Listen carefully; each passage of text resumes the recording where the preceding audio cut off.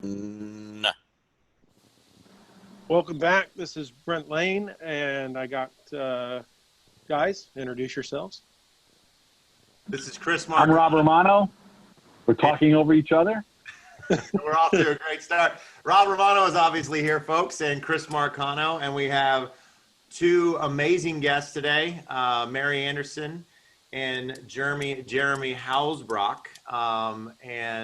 Let's just kick off, and I'm going to say I'll be an old-fashioned type of gentleman and say ladies first, but for those who don't know Mary, and I really don't think that there are many who probably haven't heard her name in some capacity, would you please tell us a little bit about yourself? So my name is Mary Anderson, and I have been the education program manager for the Florida Swimming Pool Association for the past 5 years. Just celebrated my 5th year anniversary. So I manage continuing education for the association, and then I also handle all specialty programs. And then some big projects that we're working on, which one is the apprenticeship program, and then another one that we're working in conjunction with some of the local colleges in Florida. So to try to develop a program. Quite a history in the industry. I grew up in the industry. My dad started building pools in '58, so I've always been somehow involved in the swimming pool industry. So, but thanks for having me. Yeah, looking forward to our discussion. Our pleasure. Thank you so much. Jeremy, tell us about yourself. Well, first of all, my name is Jeremy Hasbrouck. So we'll start with that. I am the owner of Hasbrouck Pool and Spa. I'm the owner of Hasbrouck, haspools.com. And I am the founder of the Hasbrouck Group, which is a business management company where what I do is I help small businesses with development, employee relations, and project management. So I help other pool companies develop sometimes larger projects they have a hard time doing on their own. I'm also the chairman of workforce development for Penn Jersey Pool and Spa Association. I'm co-chair for NESPA's workforce development program. And I am the secretary for Penn Jersey Pool and Spa Association. And I don't know what else I could do. Yeah, quite. I was going to say it's an impressive resume times two. Yeah. Well, welcome, guys. I didn't really set up the show. The episode 3, what we're really talking about is kind of retaining and recruiting to the swimming pool trade, and the conversation just it's a big one in our industry right now, looking for people and what's going on, and it seems like the trades for decades, maybe even centuries, have gone generationally. It goes from, family members or, close-knit groups, and they teach the trade on up. And, that's kind of been the way, but skills learned and taught and used, and it's a way of life. But I think we've all seen that we're getting away from that to some extent. Everybody wants to go to college. That's the big thing. And the trades are getting left behind. And it's interesting because we've got 2 people on here that are working to get people into the trades and apprenticeships and some other conversations we'll talk about throughout the show with other people doing some of the same hard work. But yeah, so I think the first part, maybe everybody just impart what they know and have experienced out there and or their thoughts on what's happened to the trades or why the stigma, and we'll take it from there. Yeah, I think really there's so many ways to kind of splice this issue, this challenge up, but the bottom line is that this has been an ongoing issue for many organizations and many industries, and specifically with ours. I've been in for the pool and spa business for 21 years. We all paid our dues in this industry, and we've seen it unfold, but it's always been a challenge. I think it continues to be a challenge, especially when you consider and you look outside of the you really back it up and look out from a 30,000 view.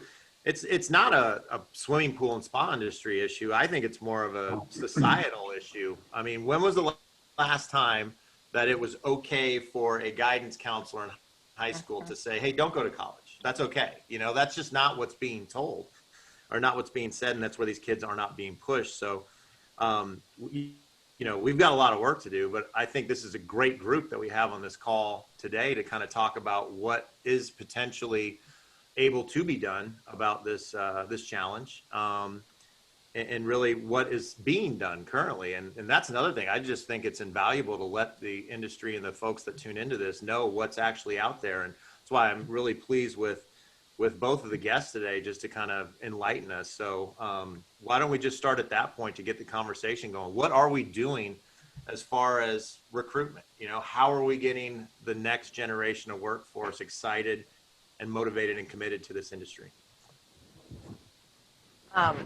One thing that I want to point out is the Florida Swimming Pool Association has been really involved within the state of Florida with the Future Builders of America. So we participate in sponsoring their camp because of what we found. And interestingly enough, I found it out through going through a Skills USA leadership and skills competition. So I had my nice booth set up and I was really excited to talk about the industry, and I realized that students were just kind of glancing and walking by. And it dawned on me that they really didn't know what our industry was about. You know, I think for most of them, what I was hearing that, you know, I'd say, well, who do you think puts in your swimming pool? Who is that person? You know, and they're like, well, the guy who builds my house. You know, like they were so unaware that there's this whole industry out there that they could actually be involved in. Now, these are kids that their aptitude is towards the trades. So if you're familiar with skills, they do building competitions, masonry, plumbing, electrical. So there's kids that have a propensity towards the trades, but they were unaware of this real segment of the trades. And so if you're talking with them and through FBA, we've gotten super involved and just trying to, you know, make them aware and introduce them to this industry. And I found it fascinating that they just didn't know. That is fascinating. I mean, if you think about it, there's no more of a targeted demographic, it sounds like, than that group of kids. Mm-hmm. You've got a group of the proper age and the proper, you know, aptitude and interest, and there was still a disconnect, it sounds like. Do you think, Mary, it was more of a, you know, a lack of identity within our industry or a personality to our industry? I think so. I think that there's just no real separation. It's the construction industry or the service industry or you know, the maintenance person comes to my house, and I don't think there's any distinguishing characteristic of the industry that points out that, hey, this is really a separate career path. This is something totally new and different. You know, it was trying to piece together for them that if they were interested in, let's say, construction, that our industry in particular encompasses all those skills, you know, carpentry, masonry, electrical, plumbing, and puts it all together, not unlike a general contractor, but definitely very specific to our trade. But also instructors. There is no guidance for instructors how to talk about our industry. Some do it very well, but very few introduce it to their students. If there's even happens to be trade education within their school, because, you know, that's kind of gone away in our high schools. Yeah, we had a tech school here in Connecticut, or in Stamford, Connecticut, that they closed and recently reopened. You know, my stepson, he's in college age now, and he wants to get into plumbing. I wish he'd get into the pool side of things, but, you know, we'll take what we can get at this point. Yeah. But he's currently apprenticing with a plumber. He's 19 years old, and he absolutely loves it. He's got a brother and a sister that have graduated college. One's a police officer. The other one's sitting behind a desk in some corporate office somewhere. And this kid, he's like, no, I want to open my hands. You know, and he's the exception to the rule, where all his friends are going to school. They're all going to college, getting educated, because their parents that are owners of the companies are looking to educate them out of the business. But meanwhile, you know, they've been able to build their businesses up, to make the money. They'll get to a nice house, probably put a pool in the backyard, have a boat, especially over here. You know, we're a seasonal area in Connecticut and in Jersey. Grab a boat and be able to go back and forth to Long Island or out to Montauk or something like that. So there's, you know, success in our business, but somehow we've society has created a stigma with working with your hands and being a tradesman. And hearing what you're saying, and you know that there's nobody telling these kids how to, you know, what really is out there. What are your options? And heck, what better business to be in the pool business, because you will get to touch every trade, like you said, masonry, electrical, plumbing, every water, you know, drawing, planning, design. There's a lot of cool things about being in the swimming pool industry. One of the best things one of the best satisfaction I got was walking up a property and seeing it go from this plain grass field to a beautiful picture afterwards. Yeah, on that note, Rob, I mean, it's amazing if you think about it, like the opportunities that are there, if you're looking at it from a pure opportunity standpoint. But another neat aspect of it, if you think about it, and this is something that should be really told to the folks, you know, to this next generation, is these jobs can't be outsourced. You know, these are crucial to a big industry. I mean, if you want these types of recreational bodies of water in your backyard and in your communities, these are absolutely necessary and necessities to facilitate this whole, you know, experience of pool enjoyment, ownership, and operation. So, you know, it's not only crucial, they can't be outsourced. It's extremely satisfying. You're building stuff with your hands and creating really, you know, neat objects. It's not like you're just making a retaining wall. You're building and crafting potentially a beautiful body of water. Hey, Jeremy, so Mary brought up, you know, some of the proactive things that she's done. Could you kind of tell us, because I want to spend some time on this, like you're doing a whole different level of proactiveness when it comes out to engaging and starting to try to create some advocacy or acting as an advocate really, and create, you know, other advocates for this industry. What are some of the things that you're out there spearheading? So I want to thank Mary for bringing that up. You know, we've got a lot of there's a lot of stuff going on out there, and I think with this whole COVID thing going on right now, my approach has completely changed. It's completely changed. Our industry is getting so much recognition right now as being one of the ones that are open. You know, we are open and running. You know, I know, you know, we've been really concerned about, you know, our funds and how we were going to move forward with all our shows. And, you know, but I know as an industry, because I speak to everyone across the country and across the world, really, that the pool industry is blowing up. And it's really helping. It's helping getting the word out about our industry. It is sad. We've been left behind in a lot of areas. I think it falls down to probably 50 years ago when the lobbyists started getting involved with the unions and promoting their industries and just basically leaving us behind. And nobody knows we're here. You know, how can you get a carpenter when there's a carpenters union? How can you get a mason when there's a masonry union? And, you know, nobody wants us to know we're here because we're basically stealing their employees. And it's a shame that that's the way it is. And it is, you know, unions are great. I'm not going to put them down. They're needed in a lot of professions. You know, sometimes I don't even want to talk about that subject. It's just something that's the reality. It's the reality of the work pool. However, in all this, I spent a lot of time reclassifying the pool industry. In March, when this started, we were classified as unessential in Pennsylvania. And I spent a lot of time with Governor Wolf and our state representatives the first 24 hours classifying us as a sanitation.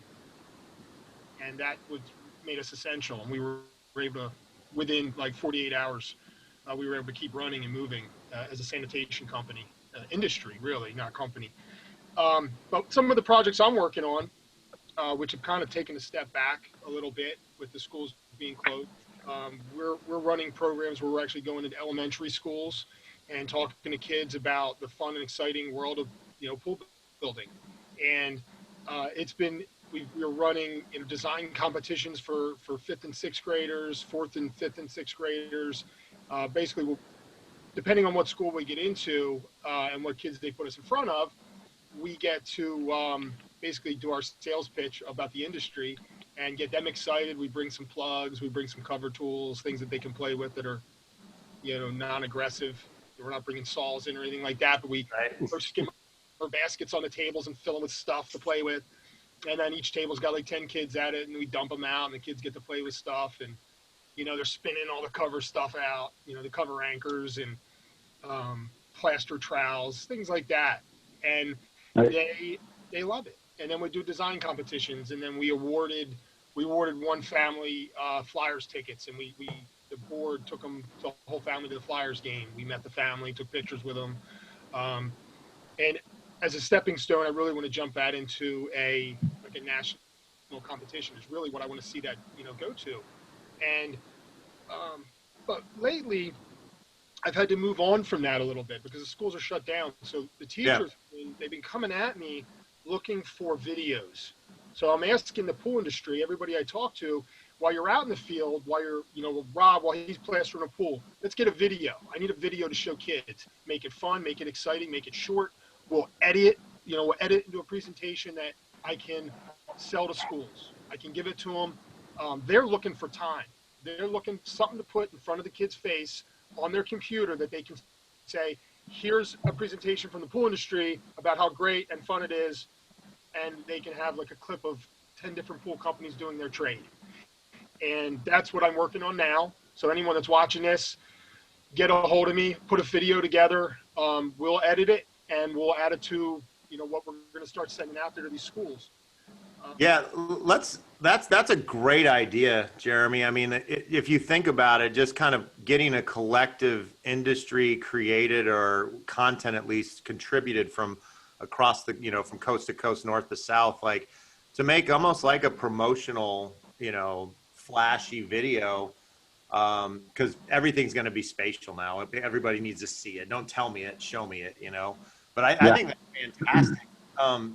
It's a great idea. It's a great idea. Yeah. And I think it's something I have videos I could absolutely share with you. There's no commentating on it, but I take videos because I've put presentations together on how to prep a swimming pool because some people need help on that, but I did get a little creative where I took my GoPro and put it at the end of a chipping hammer, and you get the bird's eye view of that. I'm happy to share that with you. Little things like that. If you're looking for something with commentary, look, we all have the gift of gab. I'm be happy to do that as well. Now, Jeremy, I have a question for you. The school initiative that you're doing, is that you personally doing that? Is your chapter involved with that? Because that to me seems like a really great chapter program, especially for us that are under the NESPA umbrella. And then PHTA and Florida Swimming Pool Association, you have a bunch of different chapters. That sounds like a fantastic idea for a chapter initiative to take over, or to take on, I should say. So initially, when we started this, it was just me and my wife doing it. We feel a need, and then I got involved in Penn, Jersey, and then I had the backing of the title, basically chairman of workforce development, and then it kind of took on a life of its own. Schools started contacting us. There's schools popping up all over. This past year, I know we're all, we all get real geared up about how schools aren't pushing for tech, but they started to. And there's actual schools that are popping up called STEM schools. Mm-hmm. All it is technical training. It may not be like carpentry, like we're used to tech schools, but they're hands-on schools, high school level. And the whole entire school is based on that. And that's the only school these kids go to. And they're called STEM schools. I've got my foot in the door about 4 of them right now. And it's amazing. And as soon as I get these programs, I'm basically setting a template for them that we can share with the industry. I'm going to share it with NESPA, and we can actually run these programs across the country.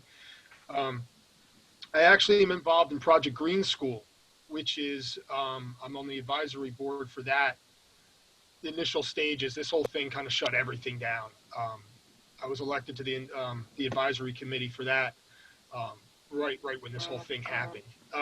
But what that is is they have schools, almost 7,000 schools across the world, that we develop projects for the kids to do in school. If it's making the pool greener, switching the pool from chlorine to, or a chlorine hydrocarbon pool to a salt system with ozone and rainwater entrapment on the roof. We will develop those projects. The kids get to select what they want to do, and then we go out and find funding and grants for them to do it. And then they get to walk at graduation with sashes, and they get scholarships, and these projects are running.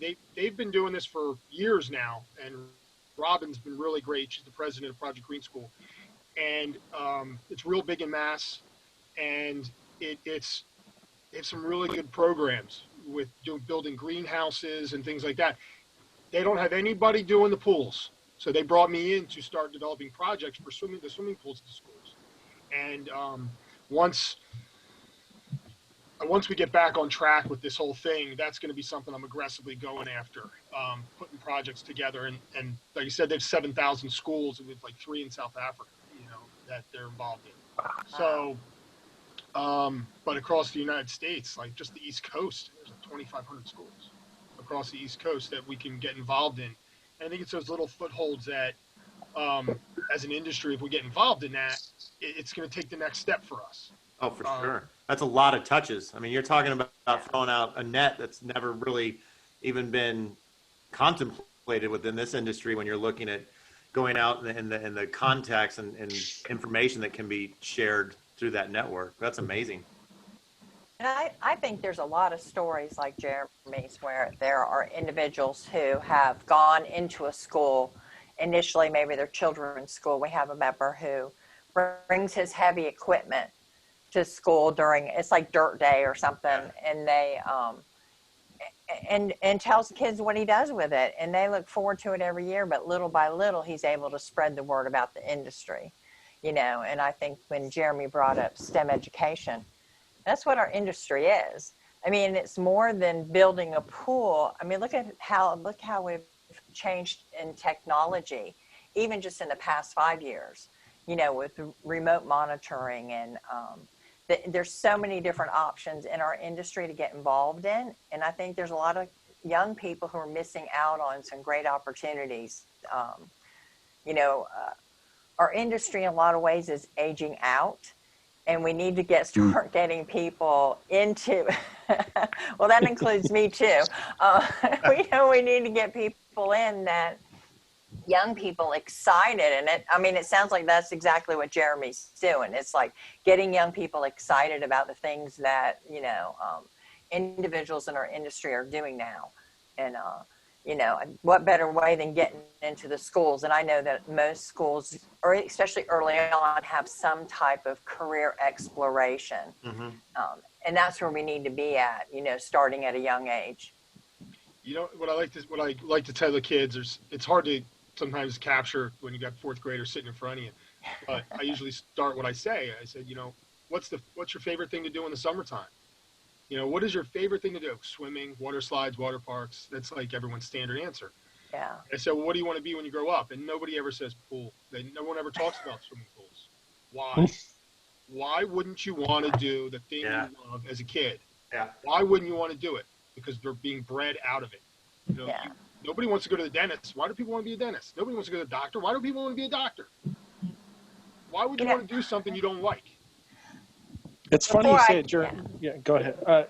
Well, I was just going to make a point that before I came to the association, I worked as an enrollment officer in college. And this is something for parents to think about. I would have students sitting in my office near tears because they didn't want to go to college. They wanted to go to the technical school across town because they wanted to weld or do construction or do masonry, but they're afraid to tell their parents that they didn't want to go to college. And I think because what they hear a lot is, well, that's not academics. It's all academics. It's math, it's science, it's reading, calculations. And I think parents have to start reframing how they talk to their kids about careers. It's not just a job, it's a career. And I think we have to think about that. Yeah, that's what I was going to go on. Culturally, everything's a competition anymore, and that's what it seems to be. And college is the only way. You got to get there for the competition. But it's interesting because one thing at our conference this year, I talked to a very successful plasterer. His whole family's involved, and he really started. He and his wife. Next thing you know, he's got a cruise, and then he got his builder's license, and he's really built an empire. So I'm sitting there with him one evening and just fraternizing, and I asked, so are your kids going to get into business? And it's like I offended him. I couldn't believe his reaction. It was just, no way, my kids are going to become doctors or lawyers. This statement. And so I kind of explored it with him, and I just didn't get anywhere. And I just found it astonishing that someone that came from nothing, started from nothing, built an empire, has his whole family, his brothers, nephews, everybody involved in the business, and very successful, that it's not good enough for his own kids. And I think that's part of the problem. Oh, for sure.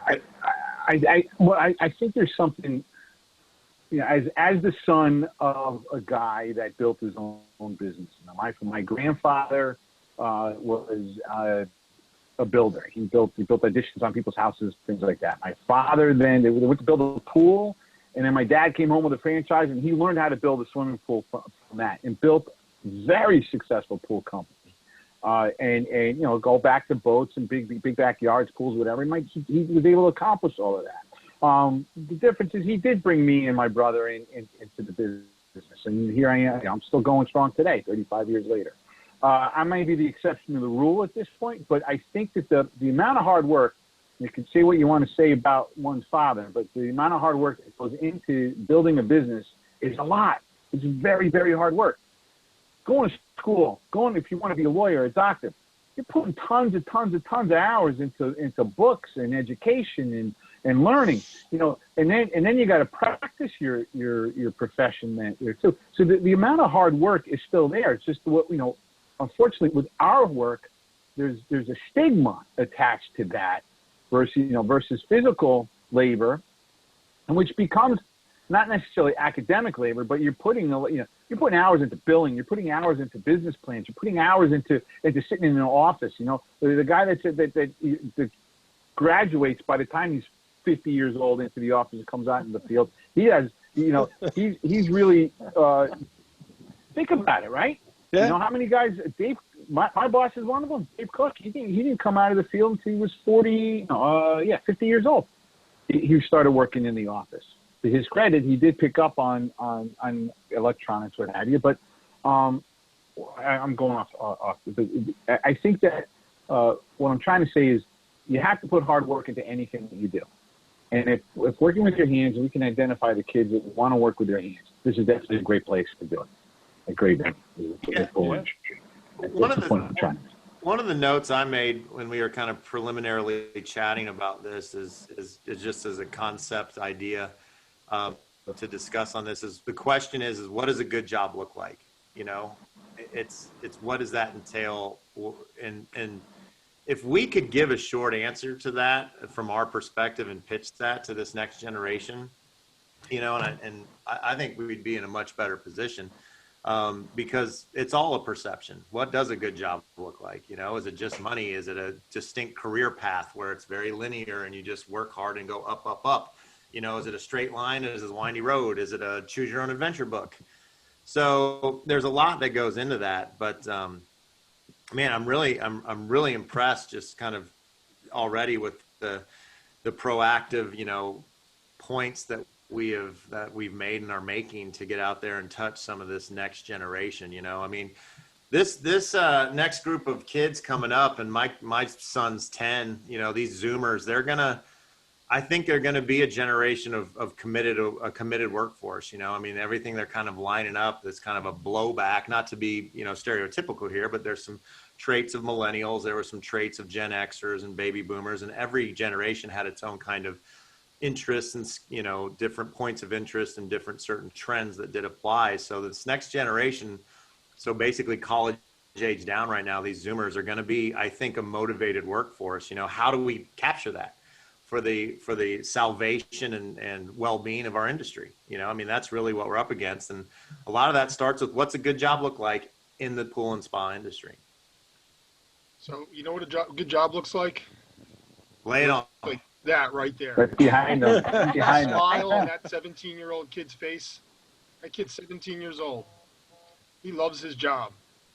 He's putting in-floor cleaning heads in a lazy river right now. He loves that job.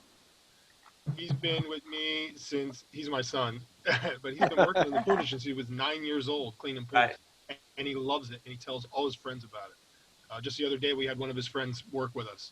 My oldest son, he's going to be 21 in November. He's been working with us since he was 9 years old, and they love it, you know. And loving what you do, it's just like we all know.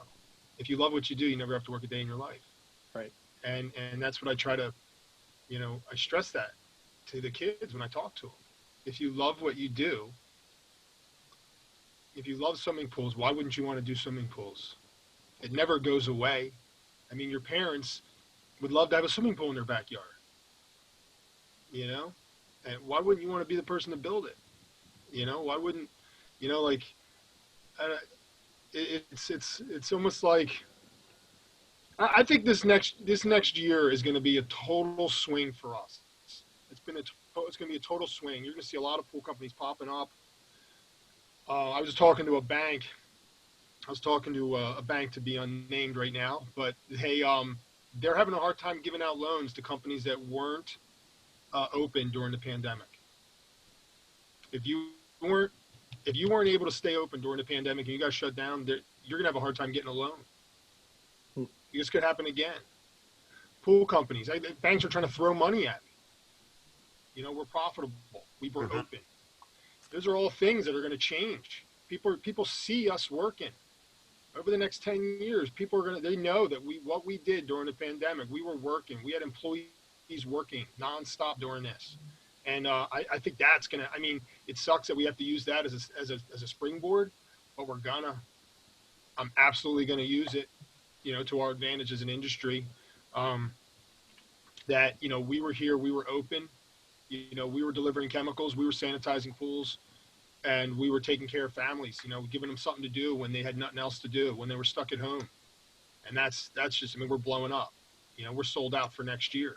Oh, yeah. Yeah. You know, we're totally sold out, and everybody is. Yeah. Oh, yeah.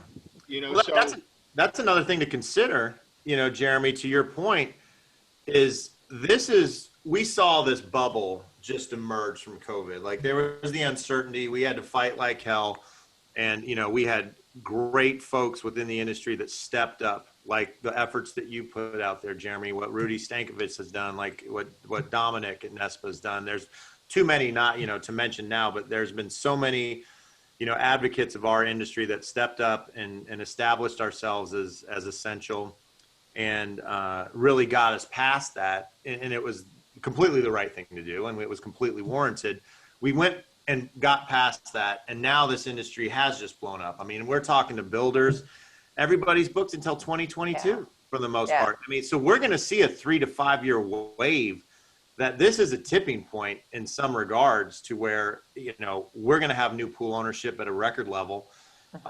When things do go back open, those backyards aren't going anywhere. I mean, there's going to create this strangely through crisis opportunity that we've kind of had dropped on us as an industry is going to create a backlog of talent too. You know, I mean, we're stretched thin as it is. How do we fill these roles that are going to come from this success? So to your point, you know, if we're not thinking about this now, we're borrowing trouble. We are really, as an industry, borrowing trouble, because we are going to need good people to do quality work for the next 3 to 5 years at a record level.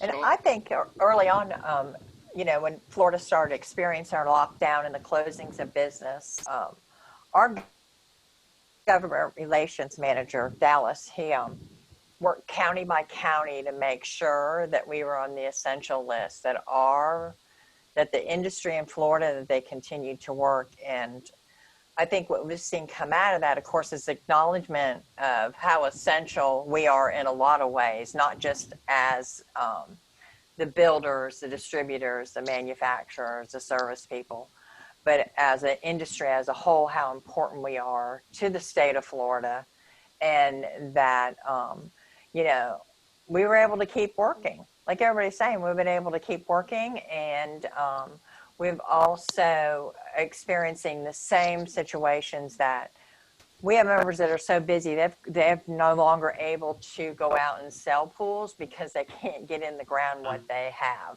They can't take any more maintenance jobs. They can't take any more remodeling jobs. They're working as fast as they can, and also hiring people to work for them. So, you know, people who've been out of work, they've been able to gain, you know, employment through the industry. So as a, you know, essential companies, I think that's been really great for our industry. Well, Mary, it sounds like then the stuff that you're working on, apprenticeships to trade, you know, working with your builders to get them and getting people that are interested, good education and professionalism into the industry, that you're going to be pretty busy here really quickly. How, you know, if you could share with us, you know, share us the vision and what you guys are doing and what you see coming. So I think that the whole idea of an apprenticeship stemmed from us constantly, well, maybe not constantly, but regularly discussing at board meetings, you know, how do we develop our workforce? How do we, you know, we really need to think about succession planning and who's coming in after us to do the work. And our president, David Pruitt, was at I think it was a Builders Association meeting, but they started talking about apprenticeships, which a lot of them use electricity, electrical, plumbing. And he said, you know, we really need to look into this. And so I started looking and did some research and found out that although we were listed kind of under janitorial services in the Florida Department of Labor, or actually the National Department of Labor, swimming pools didn't have their own apprenticeship.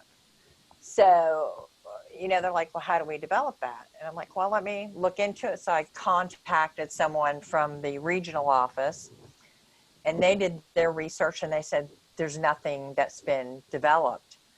And we kind of jumped on that and got a committee together and outlined the work process. We outlined the associated education that goes along with it, the instruction, and submitted our paperwork. And in January of this year, we were officially registered as a sponsored apprenticeship program, which is, you know, for our industry, I think it's huge. You know, one of the things that I always say when I'm talking about this is that for the first time ever, you can go through an apprenticeship program, and it's called the Swimming Pool Service Technician Apprenticeship. So it covers not only maintenance, but repair, remodeling, replacement. That when they finish this program, and it's 4,000 hours, when they finish it, they actually earn the designation as a swimming pool service technician journeyman. We've never had that designation before. And this is a portable recognition, and that it's nationally recognized and it's internationally recognized. So I think that's huge for our industry that we have this. And I think that it's... Now, Florida has licensing. Florida has Yes. a formal. Is that for builders only, or is that the service including that? Currently, right now, it's what we're doing is focusing on one area, and that's servicing, which covers in Florida. The servicing license covers repair, remodel, and maintenance, anything up to new construction. So it's kind of a broad area. We felt this was a good start to do servicing first. And once we get this established and figure the ins and outs, that possibly in the future go into maybe develop a construction apprenticeship. But for now, and the goal is not to create license holders. The goal is to create well, knowledgeable, skilled craftsmen I don't want to call them craftsmen or tradesmen, that it's a valued position. You know, it kind of elevates. It raises the bar. Yeah. So we have the goal is, you know, they give you a goal of having one apprentice in the first year, and I think we'll far exceed that. And I've been conducting some workshops for employers to kind of really, it's a 2-year commitment, not only from the employer, but from the apprentice. And they've signed contracts, so they're kind of melded together. The employee says, this is what I'm going to do for you. You know, I'm going to come to work every day. I'm going to have a good work ethic. I'm going to, you know, take my instruction seriously. And the employer, you know, is that, of course, it's a paid position. I'm going to pay you. I'm going to allow you to get this associated instruction, this education. And then I'm also going to teach you the trade on the job. So I'm going to make sure that you're learning from skilled people, from not only maybe themselves or from someone who has attained that level in their company, that they're instructing them on the job and teaching them hands-on how to do the work. I think that's really the appealing part, is on the job. And I think it gives a highly structured training program to employers that maybe don't know how to put one together. And I think the combination of on the job and the book learning, the instructional part, is a great combination we put together. I'm really proud of the program. Yeah. Very proud. That's robust. Yeah. I was going to share, I talked to David Haas last evening. Wasn't even aware of their program that they're putting together in California. Yes. So California actually just, and this was a feat because we're talking about California. Here, of course. Right. Right. But they are creating and getting ready to launch an apprenticeship program. For the service industry, very similar to work that direction. He did share, and this is where it comes back to the NPC, right? We're the plaster industry and masons and stuff like that. One thing, and I don't know, Mary, if you can speak to it, obviously California with unions, and nothing wrong with unions, but, you know, and some things Chris said earlier kind of holds back, or maybe it was Jeremy, holds us back a little because they want those laborers, right? So they're not really getting into that part of apprenticeships, at least not yet. They want to get this off the ground and get that going before getting to those, because they don't want to raise that flag that we're messing with labor. Right. Which is crazy. That's the government, you know, that the government would be involved and maybe hold back a great thing because they want their piece of it. But, yeah. But just to mention again that, you know, that California is right on the cusp too. I know I had a great conversation with David. He's very animated and energetic about what they're doing out there. He's got a great group of people around him doing it too. And they're very close and they're pretty excited. So I'm sure we'll be seeing that be launched here very soon. So for very similar, it's Mary, it sounds like you're very familiar with it. Yeah. It's exciting. I mean, it kind of helps us kind of answer that question: where do we get our workforce from, and how do we train them? And I think, and I was talking to Brent about, you know, historically, my background is adult and career education, and so I did a lot of research into the history of trades and apprenticeships. That's how, you know, we've kind of, as most trades, we have learned from our fathers, from their fathers, from their, you know, and it's, you know, you worked on the job, and it's, you know, I think it's an honored tradition to pass on a skill that way. But we're kind of beyond that now.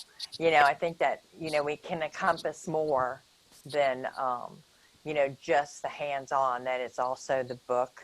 It's also, you know, reaching out to one pool pro, reaching out to another and teaching them. And I think that that's, you know, how we're going to develop that workforce that we need so desperately. Well, these programs give it professionalism. I think that's the point. And that's what we need to market, promote, and sell with these programs, is that there's a professionalism with our industry. It's not a handed down thing. And or just a handed down thing. You know, Right. there's certifications, and there's a lot of technology, and there's a lot of things that you have to learn.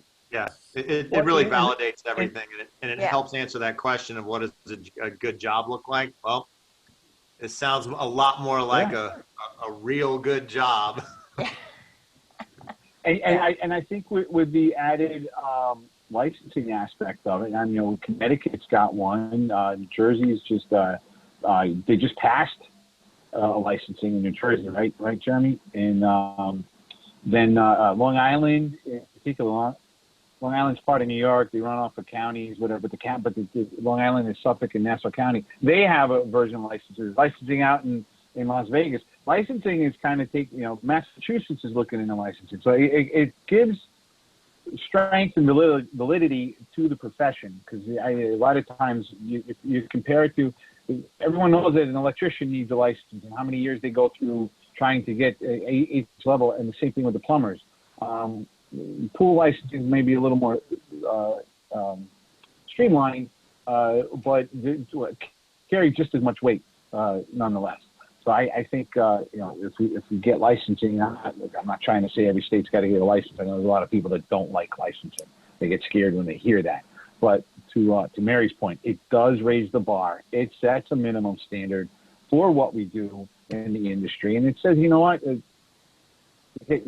people are qualified and have gone through a certain amount of hands-on experience and classroom experience that's required to get that license. So you have an educated person that's on the job, in the field, doing that work. Yeah, and I think, Rob, too, is one thing that, and I hear this from individuals in the industry. Well, if I train them and teach them, they'll move on and start their own company. And Right. you know, Big concern. there are some people that work for a little while, then to move on and open their own company, and maybe they're not that good at it. But I think that what most employers fail to realize is that, it makes an employee feel valued to spend a little money and time on their education. And a valued employee is a happy employee. Oh, for sure. So, makes a big difference, because you go, wow, my boss really appreciates me, and they must think that I'm worthy of, going to this training or taking these classes. So, most employees stick around when they realize they're being valued and educated and trained. No, Mary, you're right. I mean, that's unfortunately a legitimate, I will say, a legitimate phenomenon within the industry. But is it a chicken or an egg thing? I mean, I think time will tell you that there's an old way of running a business, and now there's kind of a smarter, more, there's a return on the investment in people. There is. I mean, at the bottom line, when it's done genuinely and it's done correctly, I think that 9 out of 10 times, not an economist here, but I'm passionate about this. 9 out of 10 times, if you invest in good people with the right resources, that's just gonna benefit everybody.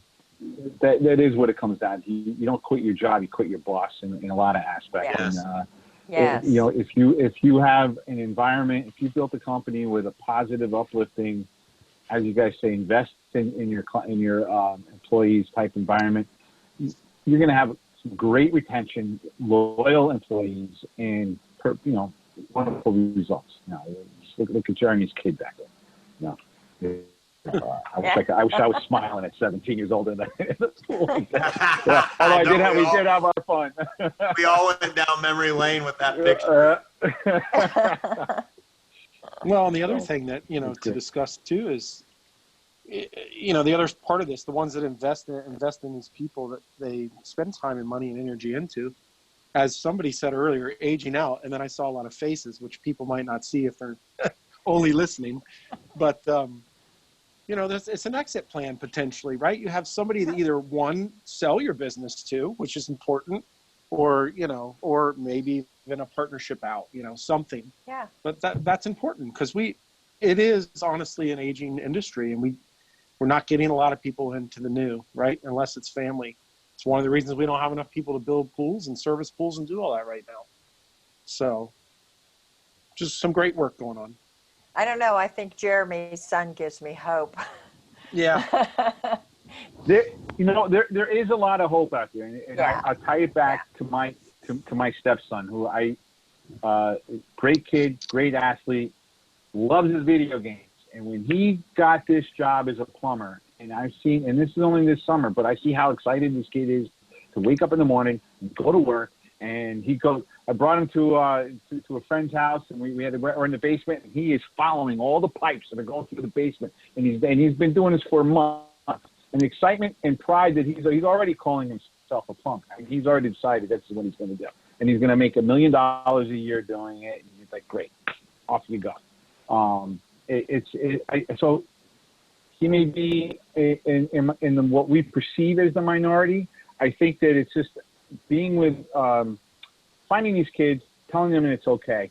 It does go with the parents, saying, look, guys, if you want to do it, go for it. Just go all the way with it. And I think it does start with us. And we're encouraging them. We're right behind them. My wife is also she runs the Connecticut Spa and Pool Association. She's not a tradesman or woman in that respect, but she gets it. She sees what we need. And having Troy come out and do that for the aces in her book. So it starts up top, or comes from up top. Yeah, no, you're exactly right. I mean, the bottom line is that, there needs to be, we need to pave a path and make this path look as enticing as possible to this next generation. And, just to kind of wrap things up on a positive, because I really feel that vibe right now after this conversation. It looks like we've really cleared way for this path already. One of the things I think that we need to do as an industry is collectively come together, coast to coast, north to south, through the organizations, through the motivated people, and really kind of pool our resources and check in with one another and build and create synergies off of what's out there. Because it's not a state issue, it's an industry issue. It's not an organization issue. It's everything. It's the North American pool and spa industry that really is at risk here, or in need of quality folks. So I'm encouraged after listening to this. I'm actually really inspired to see what, the committed efforts of Jeremy and Mary and many others as well have already started to do. I think it's our obligation to take these things that we have in place and really run with them, and take it to that next level. Because to Jeremy's point, this post-COVID world is going to be a whole new place. And believe it or not, our industry is going to be turned on its ear in a good way. We are going to explode and we're going to be busy. So having said all of that, I'm going to throw this back to our esteemed leader, Brent, to kind of wrap up this last and latest episode. Is there anything you'd like to say, Brent? No, again, just outstanding conversation. Some great information for our industry to take. We're going to be putting up the links to these folks. Yes. Tied to the cast, so you can find those. You can link to Jeremy and to FSPA with Mary and others. And I